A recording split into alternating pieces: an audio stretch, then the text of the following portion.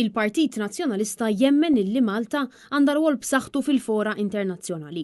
Kien dan is-sentiment li ħareġ f'messaġġ li wassal il-kap tal-Partit Nazzjonalista Bernard Grech meta l-erba' wara nofsinhar laqa lill-korp diplomatiku għall-iskambju tal-awguri għas-sena l-ġdida fid-dar ċentrali tal-Partit Nazzjonalista.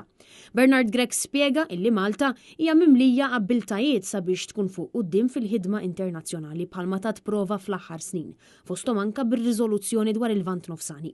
U tkellem ukoll dwar il-kisbiet kbar illi rnexxielu jikseb il-Partit Nazzjonalista f'din l-aħħar sena fejn ra riżultati tajbin fl-elezzjonijiet tal-Parlament Ewropew u anke tal-Kunsilli Lokali. Il-kisba ta' tielet siġġu fil-Parlament Ewropew u l-kisba ta' 6 kunsilli lokali madwar il-Gżejjer Maltin u Mawċin. U għafakkar ukoll kif l-MP Nazzjonalista Roberta Metsola reġgħet ġiet ikkonfermata bħala President tal-Parlament Ewropew fejn qed tibni fuq ix-xogħol li diġà għamlet u issaħħaħ l-Unjoni Ewropea. Mal-ambaxxaturi Bernard Grech appella sabiex nibqgħu nħarsu mill-qrib lejn l-iżviluppi li qed iseħħu fl-Ukrajna u anke fis-Sirja, filwaqt li awgura wkoll il-President elett tal-Istati Uniti Donald Trump.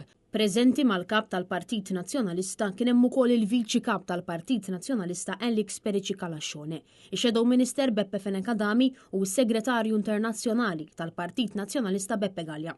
Intant, aktar kmieni matul il-jum il-President ta' Malta Miriam Spiteri de Bono laqat lil korp diplomatiku fil-Palazz tal-Gran Mastru fejn insistiet dwar il-bżonn li jinbnew pontijiet bejn in-nazzjonijiet u l-paċi.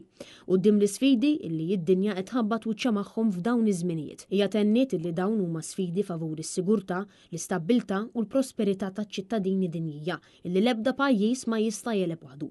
Dan fil-waqt illi wissiet sabiex l-istati jkunu viġilanti quddiem l-estremiżmu illi kull ma jmur qiegħed jolli rasu.